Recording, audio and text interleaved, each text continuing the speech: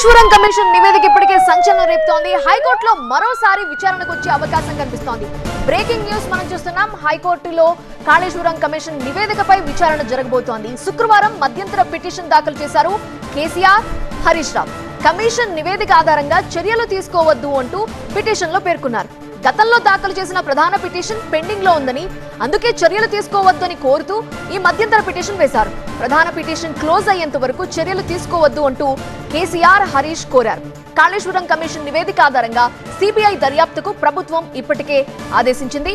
ఇవాళ high court CJ bench ముందు ఆ విషయాన్ని కూడా మెన్షన్ చేసే ఛాన్స్ ఉంది.